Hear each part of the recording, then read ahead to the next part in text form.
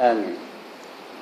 الحمد لله الذي هدانا لهذا وما كنا لنهتدي لولا أن هدانا الله والصلاة والسلام على أشرف الأنبياء والمرسلين وعلى آله وصحبه أجمعين.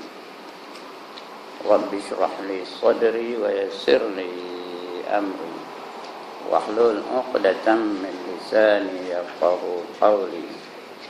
سبحانك لا علم لنا إلا ما علمتنا إنك أنت العليم الحكيم ولا حول ولا قوة إلا بالله العلي العظيم. Amma ba'da. Yang dimuliakan Tuan Pengerusi dan ahli-ahli jawatan kuasa surau, yang berbahagia tuan-tuan imam, tuan-tuan bilal, tuan-tuan guru, ustaz-ustaz, para alim ulama tempatan, ustazah-ustazah, pemimpin-pemimpin setempat, seterusnya tuan-tuan, puan-puan, hadirin, hadirat, muslimin, muslimat yang dirahmati Allah sekalian. Pertama-tama lagi kali, mari kita sama-sama memanjatkan setinggi-tinggi kesyukuran dan pujian kepada Allah Subhanahu wa Ta'ala yang pada malam ini mengizinkan kita untuk berada di dalam surau yang mulia ini, berada dalam majlis ilmu. Mudah-mudahan Allah bekalkan kita dengan ilmu yang cukup untuk membantu kita menjalani kehidupan supaya kita selamat di dalam dunia dan juga selamat di akhirat. Supaya kita tahu apa yang patut kita buat dan apa yang patut kita tinggalkan. Karena dalam agama Islam ni ada suruhan dan ada larangan. Yang suruhan kita kena buat semuanya, yang larangan kita kena tinggalkan semuanya. Mudah-mudahan dengan itu barulah kita selamat dalam kehidupan di dunia dan selamat dalam kehidupan di akhirat. Baik, malam ini kita sambung lagi pembacaan kita dalam hadis yang ke-101. Tajuknya keistimewaan Nabi Muhammad sallallahu alaihi wasallam yang teragung, yang dipuji oleh semua yang ada di padang mahsyar. Tajuk besarnya beriman kepada adanya hari akhirat. Firman Tuhan pada ayat 79 surah Al-Isra. Maksudnya, semoga tetaplah harapanmu wahai Muhammad, bahawa Tuhan yang mendidikmu akan mengangkatmu ke satu darjat yang terpuji. Itu maksudnya. Ayat 79 surah Al-Isra. Ayatnya berbunyi, wa minal laili fatahajjad bihi nafilatan lak asa an yab'asaka rabbuka maqaman mahmuda. Maksudnya tu semoga. Dia mula daripada asa tu semoga lah ya. Semoga asa an yab'asaka rabbuka maqaman mahmuda. Semoga tetaplah harapanmu wahai Muhammad bahawa Tuhan akan mendidikmu, akan mengangkatmu ke satu darjat yang dipuji.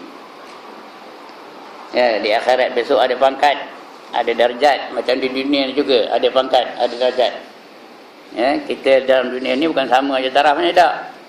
Ada pangkat masing-masing. Ada ketua kampung, ada tu imam, ada pengurusi surau, ada pengurusi masjid. Itu pangkat belaka tu, macam polis ada pangkat, ada sarjan, ada kopral, ada inspektor, ada atas lagi lah ASP dan sebagainya. Itu nama pangkat di dunia. Ada Tan Sri, ada Datuk Sri, lagi apa lagi? Ada JP, lagi ada apa lagi? Takkan tak tahu pangkat dunia ni. Banyak lagi ya. Ada menteri, ada raja. Itu semua pangkat-pangkat dalam dunia. Ya, akhirat pun ada pangkat. ada al-abrar, ada al-muttaqin, al-muflihun, al-faizun, paling komanya as-salihun, ya. Lagi al-muqarrabin. Nah, itu pangkat-pangkat di akhirat. Ya, lebih baik daripada pangkat-pangkat yang di dunia ni. Di dunia ni ada juga ya. Di JKAMN, lagi PPT, lagi JKR, lagi SPRT, lagi apa? PPRT. Itu pangkat-pangkat dunia ni. Di akhirat pun ada juga pangkatnya. Jadi mudah-mudahan Nabi Muhammad tu Allah angkatkan darjatnya setinggi-tinggi darjat, ya. Darjat yang tersebut ialah darjat kesanggupan baginda sallallahu alaihi wasallam dan kejayaannya meringankan kedahsyatan huru-hara padang mahsyar. Ini lebih besar, lebih tinggi pangkatnya, yang dipuji oleh seluruh manusia, lebih-lebih umatnya, dipuji oleh seluruh umat Muhammad di padang mahsyar nantinya, dapat meringankan kedahsyatan huru-hara di padang mahsyar. Kita dah tahu padang mahsyar tu macam mana, hebatnya, macam mana dahsyatnya, macam mana teruknya, macam mana kelang kabutnya di padang mahsyar tu. Tapi diringankan dengan adanya Nabi Muhammad sallallahu alaihi wasallam. Dan penderitaan lama menunggu, berperbicaraan, nunggu lama itu pun menderita tu. Hisab tu akan dihisab oleh Allah Ta'ala. Sebelum dihisab, berbagai-bagailah keadaan yang didatangkan oleh Allah bagi mereka-mereka yang di padang mahsyar. Nak nunggu tarikh itulah tu menderita tu. Matahari sejengkal dari kepala, berimpit-rimpit pula tu, berasak-rasak. Macam apa? Dulu dah saya sebut macam apa? Macam rokok dalam kotak rokok. Sikit ke punya teruk tu, telanjang pula tu. Jadi berbicara belum lagi, nunggu lagi hari pembicaraan. Macam dalam dunia ni jugalah, dia kena tangkap bukan terus masuk jail, bicara dulu. Jadi hari pembicaraan dia nunggu, itu yang lama masa tu. Yang dihakimi oleh Tuhan yang Maha Adil. Dihakimi pula Maha Adil. Tak dapat nak nipu. Dalam dunia ni kita boleh datangkan saksi palsu, kita boleh beri keterangan palsu. Tapi di akhirat tak boleh. Pasal gambar kita tu siap ditunjukkan nanti di padang mahsyar. Ya, faman ya'mal misqala dzarratin khairan yarah wa man ya'mal misqala dzarratin syarran yarah. Barang siapa membuat kebajikan walaupun sebesar zarah akan diperlihatkan oleh Allah. Ada videonya. Kita buat baik, kita nolong orang tua, nolong orang miskin, nolong orang fakir, nolong orang kena banjir dan sebagainya. Esok adalah video tu. Ditunjukkan. Tak boleh nipu. Kalau orang tak ada nolong, tak adalah videonya. Kita bersedekah, ada videonya. Kita semayang, ada videonya. Kita puasa, ada videonya. Kita berjuang jalan Allah, ada videonya. Begitu juga orang siapa membuat kejahatan akan ditayangkan nanti di akhirat. Ya, orang tak semayang ditayangkan. Orang ambil nombor ekor ada, nampak dia tengah ambil nombor ekor, ya. Pergi ke kedai, bagi nombor tu, kata dia berapa, kata dia orang jual tu 986 katanya. Tahu mana 986? Ada luar tu. Ditunjukkan oleh Tuhan. Lebih-lebih lagi kalau dia berzina. Ada nak nampak dia berzina so? Nampak, ya. Dia nampakkan di Tuhan dia sedang berzina besok.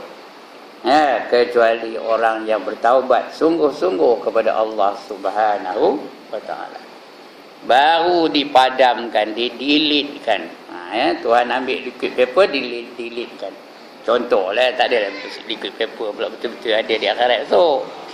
Tapi dipadamkan. Sebab itu kita ada peluang lagi nak melepaskan daripada dosa-dosa di akhirat. Dipadamkan oleh Allah Ta'ala nanti. Kalau dah nampaklah. Mulut tak bercakap lah tu. Yang bercakap apa? Tangan, kaki, segala anggota yang lain. Al-yawma nahtimu ala afwahihim.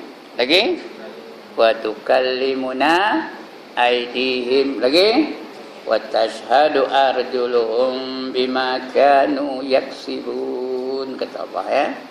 Pada hari itu mulut-mulut mereka, lidah-lidah mereka dipaterikan, disil, tak boleh cakap.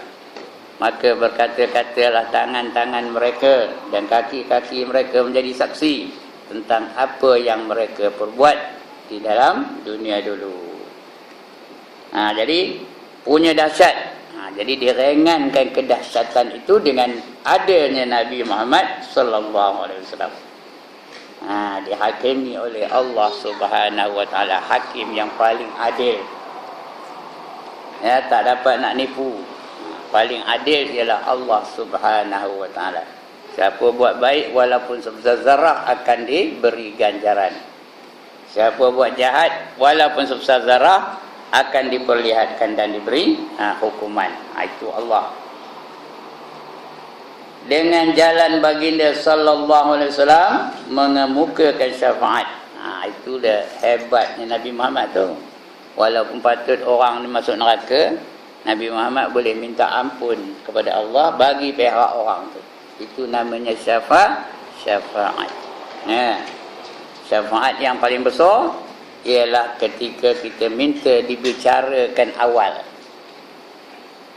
Dulu dah kita cerita macam mana kita jumpa Nabi Adam. Nabi Adam kata sorry, tak boleh tolong kamu. Dah sebut kan?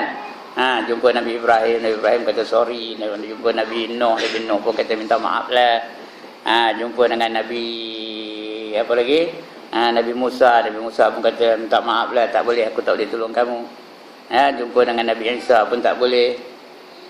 Akhirnya jumpa dengan Nabi Muhammad sallallahu alaihi wasallam dan baginda minta doa dengan Allah Subhanahu wa taala dan dikabulkan oleh Allah. Jadilah kita umat yang pertama dihisab oleh Allah di hari kiamat nanti.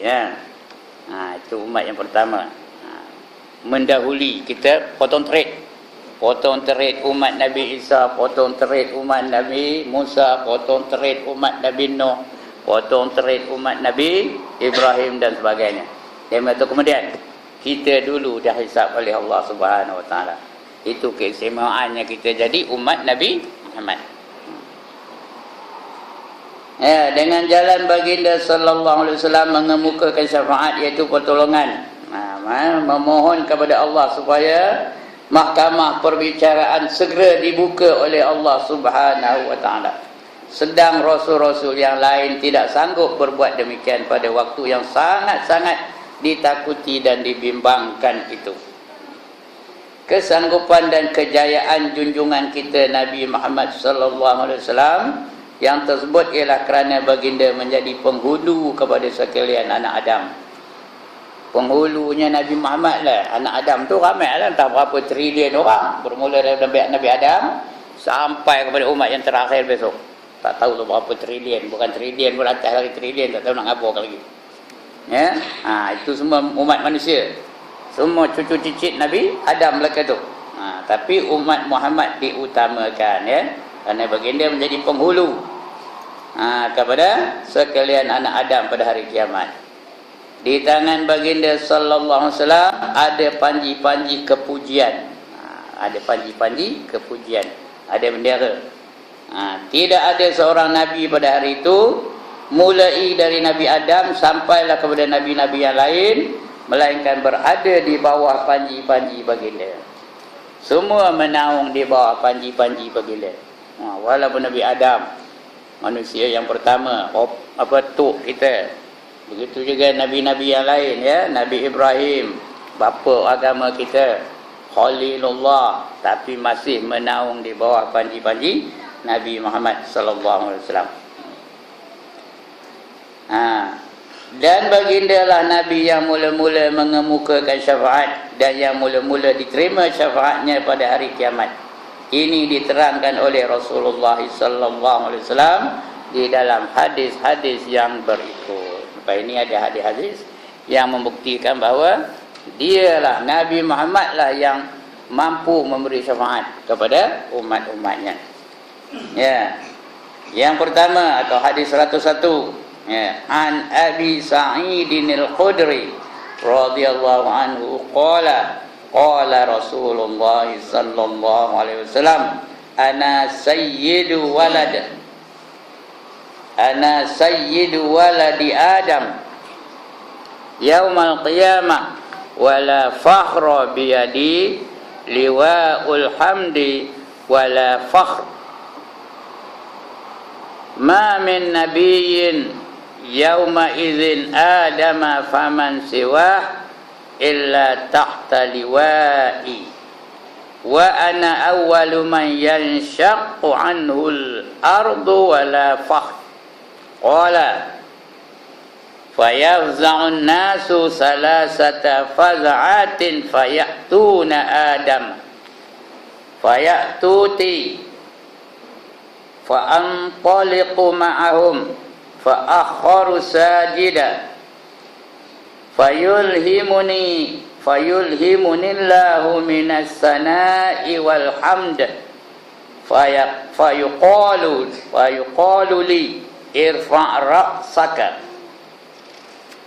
wasal tu'ta washfa' tashaffa' wa qul yasma'u liqaulik wa huwal maqamul mahmudan allazi qala Allah asa an yab'asaka rabbuka maqaman mahmuda. Itu hadis 101.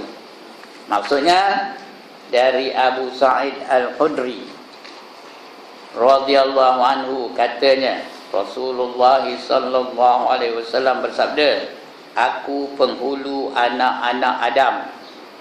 Kepada manusia semua sekali, penghulunya ialah Nabi Muhammad sallallahu alaihi wasallam. Pada hari kiamat besok, bukan sekarang ni. Sekarang ni banyak mendakwa menjadi penghulu segala manusia.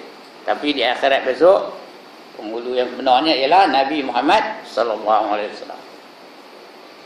Dan pada itu, pengakuanku itu bukan untuk bermegah-megah.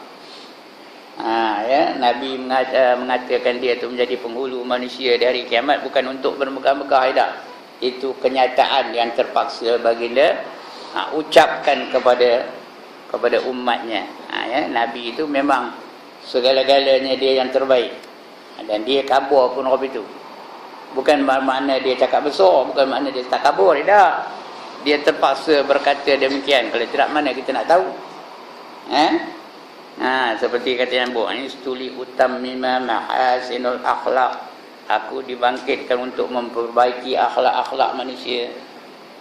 Itu seolah-olah tak kabul lah tu. Kalau tak ada aku, manusia ni akhlaknya teruk lah. Jadi aku dibangkitkan untuk membaiki akhlak-akhlak manusia. Kalau kita cakap itu tak kabul, tapi Nabi terpaksa bercakap seperti itu. Bukan tak kabul tu ya. Aku orang yang paling bertakwa, kata Nabi. Kita mana boleh kabul itu, tak boleh. Ana madinatul ilmi, kata Nabi. Aku ni perbendaharaan ilmu. Maknanya manusia-manusia dalam dunia ni tak boleh menandingi ilmu Nabi Muhammad sallallahu alaihi wasallam. Kita tak boleh. Cuba kalau saya ngabar tu, akulah yang paling banyak ilmu dalam dunia ni macam. Bulan depan datang tuan agak. Tinggal tirai aja apa tak ada datang. Kita mana boleh takabur. Tapi Nabi bukan dia takabur, dia bercakap itu untuk menyatakan sesuatu yang dia terpaksa cakap. Begitu juga yang ini. Aku penghulu sekalian manusia di hari kiamat ni ya. Apa kata dia? Ana sayyidu waladi Adam. Artinya aku penghulu segala anak Adam di hari kiamat, yaumul qiyamah ya. Di tanganku lah panji-panji kepujian. Di tangan Nabi itu ada panji-panji kepujian. Dikatakan apa? Biyadi liwa'ul hamd. Liwa'ul hamd itu artinya apa? Panji-panji kepujian. Esok kita kalau nak masuk syurga, kena ikut panji-panji yang dibawa oleh Nabi Muhammad sallallahu alaihi wasallam. Ya. Nak ikut tu bukan asal suka ikut, tak suka tak payah ikut dah. Nabi yang pilih, kamu ikut aku, kamu ikut aku, kamu mari. Cik Mat mari. Cikgu mari. Ya, kita ikut. Ada seorang tu tersuai-suai atas ayat kata. Aku tak kenal kamu, kata Nabi. Aku tak kenal kamu, kata. Macam mana Nabi kenal kita? Tuan-tuan dan puan-puan, macam mana Nabi kenal kita? Jadi umat dia dengan berseri-seri wajahnya tu. Wajah yang kena air semayang tu. Bila kita kena air semayang tu, besok berseri-seri wajahnya. Itu yang Al-Quran sebut, yauma tabyaddu wujuhum wa taswaddu wujuh. Pada hari muka mereka berseri-seri, dan ada juga mereka yang hari itu muka mereka gelap gelita. Yang gelap gelita tu Nabi tak kenal lah. Pasal apa? Mukanya tak pernah kena air semayang. Dia tak pernah semayang, jadi tak kenal lah Nabi. Ayah duduk tengah aku tak kenal kat Ida, aku tak kenal, kata Nabi. Ayah duduk saya, rumah saya dekat dengan rumah Imam Din ni. Tapi tak pernah datang sembahyang. Mana nak kena? Tak ada lah. Jadi semua yang dipanggil Nabi tu ikut apa? Bendera kepujian tu, liwaul hamd namanya, ya. Yang megang bendera tu Nabi lah. Bukan untuk bermegah-megah. Tiada seorang Nabi pada hari itu, mulai daripada Nabi Adam hingga kepada Nabi-Nabi yang lain, melainkan semuanya di bawah panji-panjiku. Semuanya ikut panji Nabi Muhammad tu. Nabi Adam pun ikut, Nabi Ibrahim pun ikut, Nabi Yusuf pun ikut, Nabi Idris pun ikut, Nabi Nuh pun ikut. Ya, semua Nabi-Nabi itu mengikut panji-panji kebesaran Islam yang dibawa oleh Nabi Muhammad sallallahu alaihi wasallam. Ya. Apa nama panji tu? Panji-panji kepujian, liwaul hamd namanya. Dan akulah orang yang mula-mula terbelah bumi untuk bangkit keluar daripadanya. Ya. Manusia yang pertama yang dibangkitkan oleh Allah ialah Nabi Muhammad sallallahu alaihi wasallam. Manusia yang pertama, bukan makhluk yang pertama. Makhluk yang pertama dibangkitkan oleh Allah siapa? Siapa? Kuis perdana petang. Siapa makhluk yang pertama yang dibangkitkan oleh Allah Ta'ala? Sudah diam belakang, ya Allah. Siapa? Malaikat Israfil. Malaikat Israfil. Mengapa? Kerana dia ada tugas. Apa tugasnya? Meniup sangkakala. Dia yang pertama, ya. Bangkit je Israfil, dia pun terus capai saksofonnya, dia pun tiup, ya. Pep pep pep pep pep pep pep pep pep pep.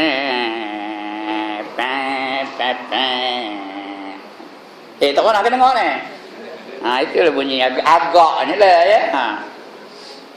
Bila ditiup bunyi tu, bangkitlah manusia-manusia macam cendawan tumbuh.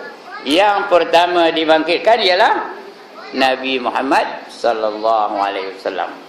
Itu dia. Akulah yang pertama terbelah bumi dan dibangkitkan pada hari kiamat nanti, ya.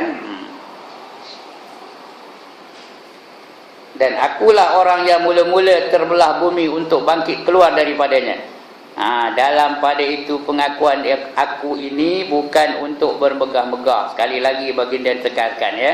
Pengakuan ini bukan maknanya aku megah-megah, dah. Kenyataan yang terpaksa aku sebutkan. Baginda sallallahu alaihi wasallam bersabda lagi, kemudian manusia gempar dan huru hara, haru biru, sebanyak 3 kali. Ya, manusia gempar dan haru biru sebanyak 3 kali. Lalu mereka pergi menemui Nabi Adam. Minta Nabi Adam, wahai tok kami, bapak kami, ya, kamulah orang yang pertama yang Allah jadikan. Tolonglah minta pada Tuhan supaya kami segera dihisapkan. Apa kata Nabi Adam? Nafsi, nafsi. Aku, kamu, kata Nabi Adam. Aku tak boleh nak tolong kamu. Mengapa? Kerana aku malu nak berjumpa dengan Tuhan. Mengapa Adam malu nak berjumpa dengan Tuhan? kerana dia telah melakukan perkara yang dilarang oleh Allah Ta'ala. Allah kata wala taqraba hadhihi syajarah fatakuna minadh zalimin, kata Allah dalam Quran. Jangan kamu hampir dengan pokok ini, nanti kamu jadi golongan orang yang zalim. Tapi dia makan juga buah yang dilarang tu, ya. Sebab itu dia malu berjumpa dengan Tuhan. Lepas itu jumpa pula dengan Nabi Nuh. Habis itu juga jumpa dengan Nabi siapa? Lepas Nabi Adam, Nabi Nuh, lepas itu jumpa pula dengan Nabi Musa. Macam itu juga Nabi Ibrahim dulu. Lepas itu jumpa dengan Nabi Musa, lepas itu jumpa dengan Nabi Isa. Begitu juga masing-masing tak berani. Tak berani nak minta dengan Allah Subhanahu wa taala. Kerana masing-masing ada sebab mengapa mereka tak berani berjumpa dengan Allah Taala. Semua kita dah tahu cerita ni, Akhirnya jumpalah dengan Nabi Muhammad. Akhirnya itu pada titik-titik tu. Ada cerita lagi lepas itu, dia tak cerita ni. Ada ni dipendekkan tu, titik-titik tu. Akhirnya mereka datang menemui Nabi Muhammad. Lalu aku pun pergi membawa mereka bersama. Aku bawa mereka bersama. Fa antaliqu ma'ahum fa akhiru sajida fayulhimunillahu minas sana'i wal hamd. Akhirnya aku lalu aku pun pergi membawa mereka bersama. Kemudian aku terus menumuskan muka sujud. Masing-masing sujud. Fa akhiru sajidan, artinya aku sujud. Maka Allah memberi ilham kepadaku. Wahyu tak payah lagi dah. Wahyu dah habis. Nabi Muhammad dah wafat, tak ada wahyu dah, Jadi bagi ilham kepadaku untuk memujinya dengan satu cara ucapan puji-pujian. Ada satu cara memuji Allah Ta'ala. Setelah itu dia katakan kepadaku, Tuhan perintahkan Nabi Muhammad, irfa' ra'saka. Apa artinya? Angkatkan muka kamu wahai Muhammad, kata Tuhan, irfa' ra'saka. Angkatkan kepalamu dan pohonkanlah supaya engkau diberi hajatmu. Minta pada aku, nescaya aku akan bagi apa yang kamu minta. Dan kemukakan syafaat supaya dikabulkan syafaatmu. Kabulkan apa kamu nak tolong hamba kamu, umat kamu tu kamu nak tolong apa, nescaya aku kabulkan, katanya. Dan katalah apa saja supaya diperkenankan kata-katamu. Ini jaminan, Allah dah bagi jaminan kepada Nabi Muhammad. Apa aja kamu minta akan ku perkenankan, kata Allah, Kemudian baginda sallallahu alaihi wasallam menerangkan, dan itulah dia pangkat al-maqamul mahmud. Apa arti al-maqamul mahmud? Darjat yang terpuji. Al-maqamul mahmud. Kita selalu baca doa apa? Wa ba'athul maqamal mahmudan allazi wa'ta. Bila masa baca doa tu? Innaka la tukhliful mi'ad. Doa selepas azan, kita minta Allah tunaikan janji dia untuk meninggikan pangkat Nabi itu kepada pangkat yang terpuji. Dan itu adalah pangkat al-maqam al-mahmud yang Allah menyatakan dengan firman-Nya, semoga tetaplah harapanmu wahai Muhammad, asa an yab'asaka rabbuka maqaman mahmuda. Tetaplah harapanmu wahai Muhammad bahawa Tuhan yang mendidikmu akan mengangkatmu ke satu darjat yang terpuji. Itu hadis yang pertama yang kita baca tentang kepujian yang diterima oleh Rasulullah di padang mahsyar nanti. Ada masalah hadis ni? Tak ada. Baik. Tak ada, kita pergi kepada hadis yang seterusnya. Hadis 102. An Ibni Abbas radhiyallahu anhuma. Abbas ni radhiyallahu anhuma, bukan radhiyallahu anhu. Kerana dia ni namanya Ibnu Abbas. Ibnu Abbas ni artinya Abdullah bin Abbas. Dua orang. Satu Abdullah, satu Abbas. Jadi radhiyallahu anhuma tu mudah-mudahan Allah redha kepada kedua-dua mereka. Siapa kedua-dua mereka? Yang pertama Abdullah, yang kedua Abbas. Dua-dua itu Islam. Sebab dia kita sebut bila sebut Ibnu tu Ibnu Abbas radhiyallahu anhuma. Ibnu Umar itu juga radhiyallahu anhuma. Ibnu Mas'ud pun macam itu juga radhiyallahu anhuma. Tapi Ibnu Khattab tidak. Pasal apa? Karena Al-Khattab tu bukan orang Islam. Dia belum lagi memeluk agama Islam. Jadi Umar aja, Umar Ibnu Khattab radhiyallahu anhu. Dia seorang. Aisyah radhiyallahu anha. Patutnya huma juga tu kerana Aisyah tu anak Abu Bakar. Tapi kita tak sebut itu. Kerana dia dikenali dengan radhiyallahu anha. Mudah-mudahan Allah redha dengannya. Baik. Jadi Ibnu Abbas tu radhiyallahu anhuma. Apa kata di Abdullah bin Abbas? Anna Nabiyya sallallahu alaihi wasallam qala ala wa ana habibullah wa la fakh wa ana hamilu liwa'il hamd yaumal qiyamah wa la fakh wa ana awwalu syafi'i wa ana awwalu syafi'in wa awwalu musyaffa'in yaumal qiyamah wala fakh. Artinya apa? Dari Ibnu Abbas radhiyallahu anhuma bahawa Nabi sallallahu alaihi wasallam bersabda, ketahuilah dan aku pun kekasih Allah. Ketahuilah dan aku pun adalah kekasih Allah. Ana habibullah, ya. Ketahuilah dan aku pun kekasih Allah. Nabi sallallahu alaihi wasallam kata, ala wa ana habibullah. Dan aku bukan berbangga-bangga, bukan bermegah-megah ngaburkan ini dah. Kerana dia memang gelaran Habibullah tu memang rasmi. Bila dapat gelaran Habibullah tu? Bila Nabi Muhammad dapat gelaran Habibullah ketika beliau di-mi'rajkan, masa Isra' dan Mi'raj, dia dapat gelaran dari Allah, iaitu apa gelarannya? Habibullah, kekasih Allah. Dia je dapat gelaran itu, orang lain tak dapat, ya. Orang lain jenuh, tak ada dapat juga, tapi dia dapat. Itu gelaran Habibullah. Dan bukan untuk bermegah-megah. Dan aku pembawa panji-panji kepujian pada hari kiamat. Besok aku tukang bawa panji-panji kepujian pada hari kiamat nanti. Liwa'ul hamd tu tadi, ya. Wa ana habibullah wala fakh. Aku bukan cakap sombong ni. Wa ana hamilu liwa'il hamd. Aku tukang bawa, aku tukang pikul. Liwa'il hamd, bawa panji-panji kemegahan. Yaumal qiyamah, pada hari kiamat. Ya, wala fakh. Aku bukan bercakap megah. Bukan aku muji diri, bukan takabur dah, ya. Wa ana awwalu syafi'.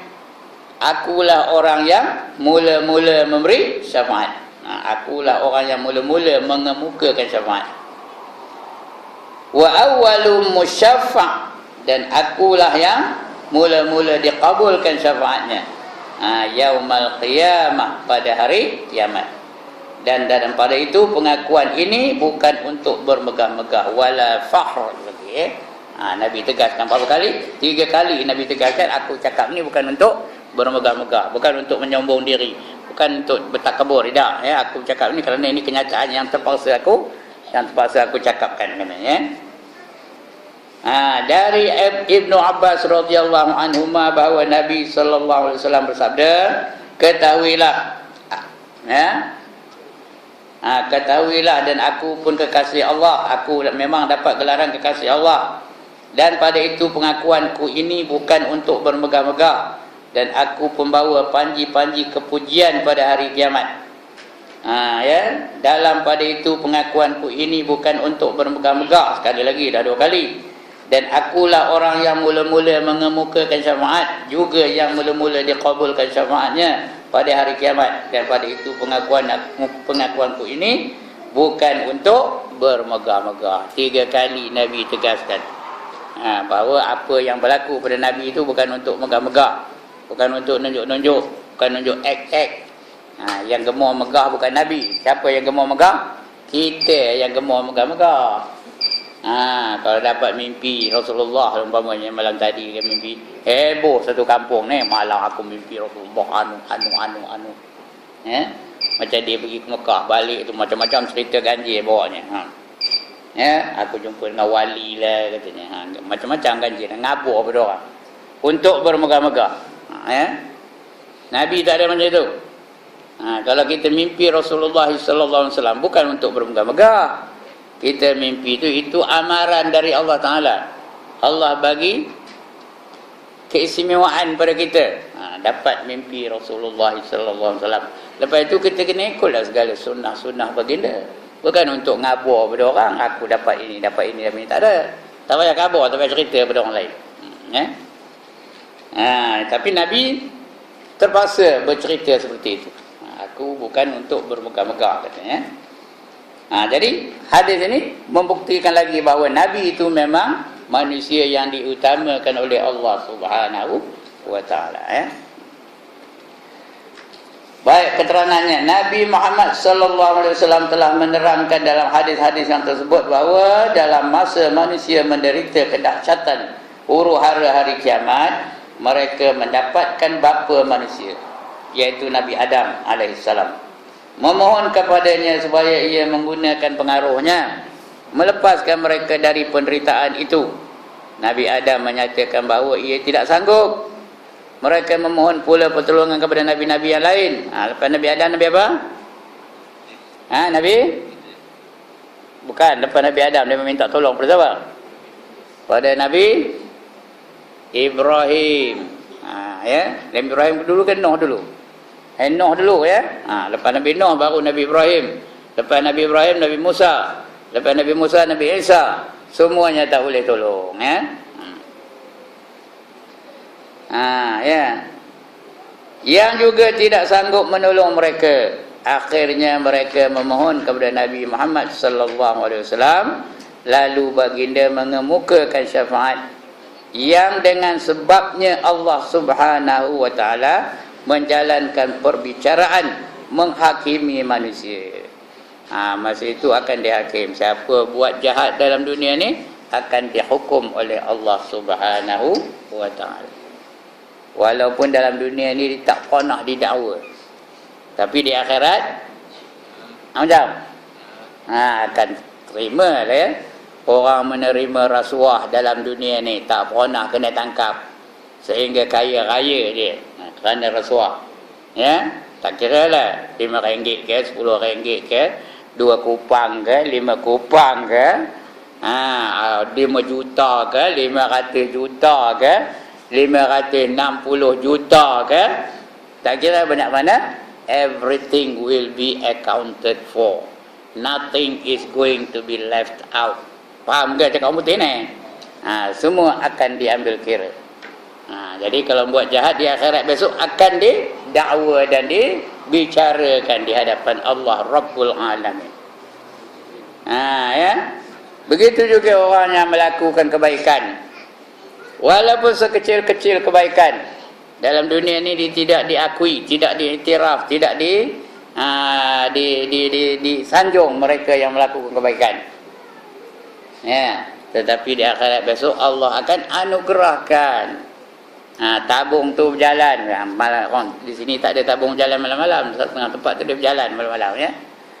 Dia masukkan RM1. Tak ada apa-apa lah RM1 kan. Tapi di akhirat besok Allah balas balik. Kalau masuk RM1 Allah balas balik berapa ringgit? Berapa? RM700. Tahu tu paling common tu, RM700. Ya. Paling commonnya. Tak usah takut. Begitu juga kalau selipar hilang melangkang, balik orang tengok dah tak ada selipar, dah curi dah orang.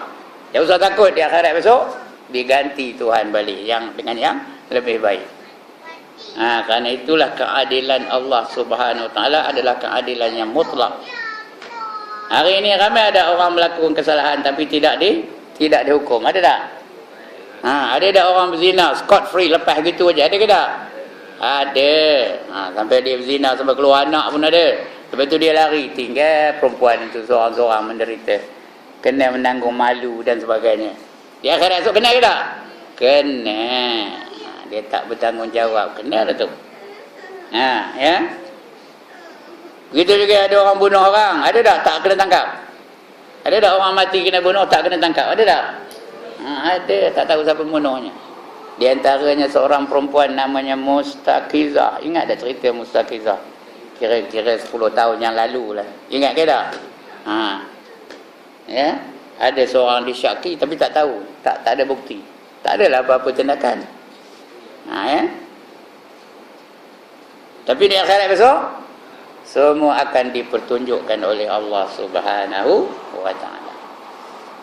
Ya, orang melakukan banyak kebajikan kepada manusia yang lain, tidak ada penganugerahan, tidak ada pengiktirafan. Di akhirat besok mereka akan dibalas kebaikan mereka oleh Allah Subhanahu wa taala. Itu sebab Allah matikan manusia ni.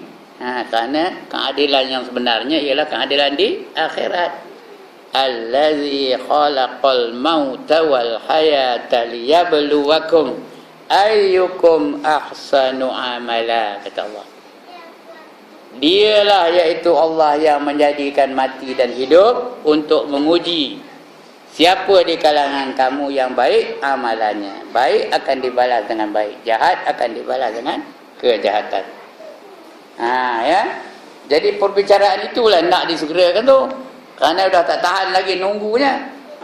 Di bawah terik matahari dengan panas yang begitu hebat, dengan turun hujan, dah bukannya air yang turun pula, ulur yang turun, hujan ulur turun.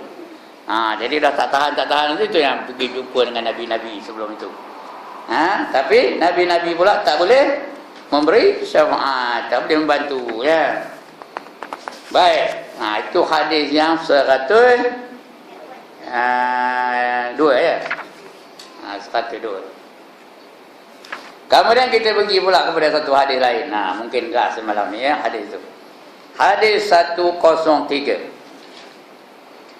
An Ibnu Umar radhiyallahu anhuma. Tengok Ibnu Umar pun radhiyallahu anhuma juga. Kerana Umar cuma Islam, Abdullah bin Umar pun memang Islam. Namanya Abdullah bin Umar, digelar Ibnu Umar. Qala sami'tu Rasulullah sallallahu alaihi wasallam yaqul inna syamsa latadnu hatta yablughal 'araqu nisfal uzun fabainama hum kadzalik istaghasu bi Adam alaihi salam فيقول لست بصاحب ذلك ثم موسى عليه السلام فيقول كذلك ثم محمد صلى الله عليه وسلم ويشفع فيقضي الله بين الخلائق فيومئذ يبعثه الله مقاما محمودا يحمده أهل الجمع كلهم. Dari Ibnu Umar radhiyallahu anhuma katanya, aku ada mendengar Rasulullah sallallahu alaihi wasallam bersabda, sesungguhnya matahari akan dekat atas kepala manusia sehingga air peluh sampai ke paras separuh telinga. Matahari itu dekat berapa jauh? Sejengkal dari kepala, peluhnya sampai ke separuh telinga. Ini telinga ni, sekerat telinga ni. Dari bawah tu, ayolah, peluh tu sampai ke separuh telinga. Ini. Ya. Panas ke sejuk air ni? Panas, air peluh yang kena cahaya matahari. Bayanglah, punyalah panas ni. Sampai ke telinga pula tu. Dia ikut level masing-masing lah. Tentu mana ada orang hak mata kaki, ada orang hak betis, ada orang hak telinga, ada orang... Macam mana dia tinggi rendah, tinggi rendah, tinggi rendah. Jangan bayangkan di dunia ni, di mahsyar esok alam lain ya. Apa pun boleh berlaku. Mungkin yang hak mata kaki, semua hak mata kaki aja kumpulan itu ya. Atau yang betis, semua hak betis aja kumpulan itu. Hak pinggang aja. Agaknya lah kita boleh teka-teka aja. Yang sebenarnya hakikatnya apa? Allah saja yang tahu. Kerana dia itu di alam yang lain, bukan alam dunia ni. Jadi tak payahlah kita nak teka-teka macam mana ya. Lebih-lebih lagi bangkit dari kubur besok. Kata Rasulullah, ada orang yang berjalan daripada kubur ke padang mahsyar dengan perutnya. Macam mana perut jalan? Mana ada kaki dekat perut tu? Macam mana perut jalan? Jangan bayang, kita tak tahu macam mana. Setengah boleh kita bayangkan. Ada orang berjalan kepalanya ke bawah, kakinya ke atas. Itu boleh bayangkan ya. Pasal dalam dunia ni dah ada orang begitu. Ada tak dalam dunia ni? Orang kaki ke atas, kepala ke bawah. Ada tak? Sudah ada satu tarian. Kaki ke atas, kepala ke bawah. Apa nama tariannya Cimat? Breakdown semua. Ada tu, hafal dia tu. Breakdown katanya. Sudah ada boleh lah kita bayangkan macam mana. Tapi setengah tu kita tak boleh bayangkan macam mana ya. Dan dia di alam yang lain, bukan alam dunia ni. Sesungguhnya matahari itu dekat di atas kepala manusia sehingga air peluh sampai ke paras separuh telinga. Naik sampai telinga tu had separuh telinga. Tak penuh tapi separuh telinga. Masuk had lubang telinga tu dia, had itulah levelnya. Maka dalam masa mereka berkeadaan demikian, mereka meminta pertolongan Nabi Adam AS. Lalu ia menolak